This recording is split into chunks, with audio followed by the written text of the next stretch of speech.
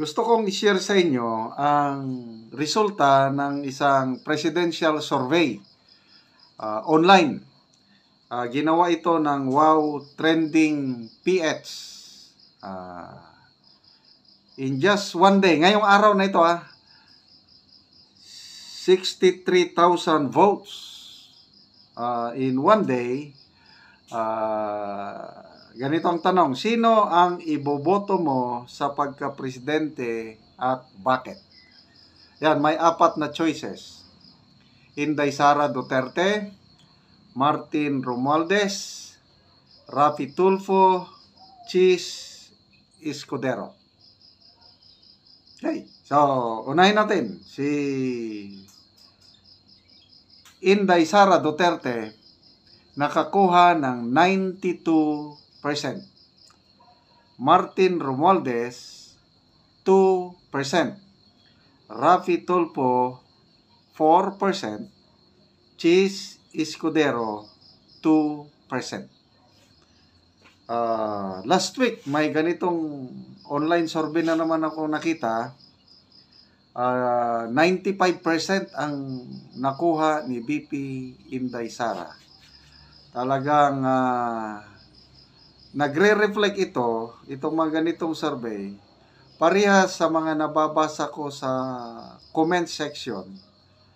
Every time na may mga post ng mainstream media, Philippine Star, Inquirer, News 5, tungkol dito sa, lalo na sa impeachment complaint, itong Quadcom, itong Committee on Good Government and Public Accountability, yung mga birada nila against kay VP Sara.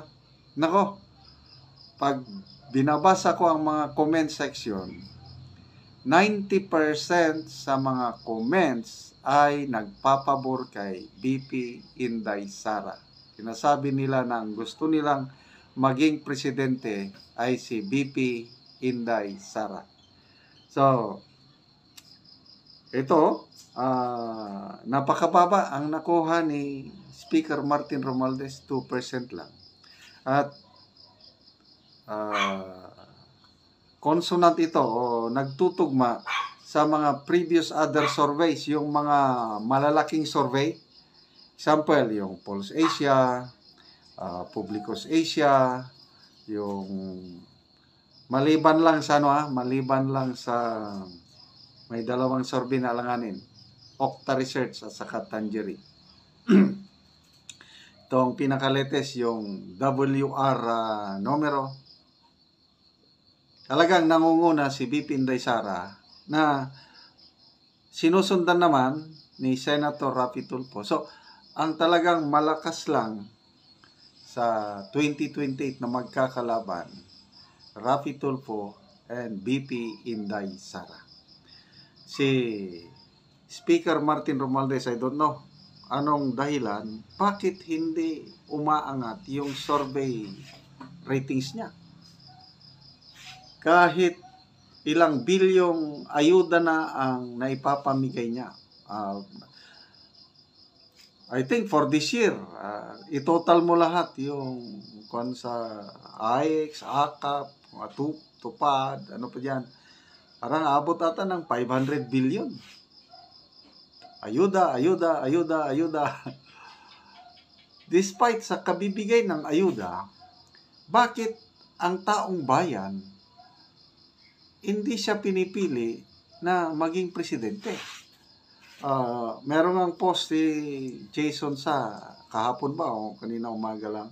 Sabi niya, kahit anong gagawin mo pa, meaning tinutukoy niya si Speaker Martin Romualdez, kahit magtambling-tambling ka pa, kahit anong tulay ang imong tatahakin, kahit anong gawin mo, hindi ka magpre-presidente, hindi ka mag-prime minister, hindi ka magiging vice president, or hindi ka maluklok kahit senador man lang. Grabing prediction, grabing pangitain ni Jason sa yung nakikita niyang political career ni Speaker Martin Romualdez. to recall, nagkandidato na siya na na pagka-senador noong 2016. Nagpa-endorse pa siya kay then Mayor Rodrigo Roa Duterte. Parang magkakasama sila noon eh. Si PRRD, si PGMA, magkakasama sila. Yung nakaraang eleksyon yung 2022 election, isang partido lang sila ni GMA, ni BP Sara, then Mayor Inday Sara, Romualdez, magkakasama yan noon. Ngayon sila nang magkakalaban. Except lang kay PGMA na, medyo naging tahimik naman si PGMA.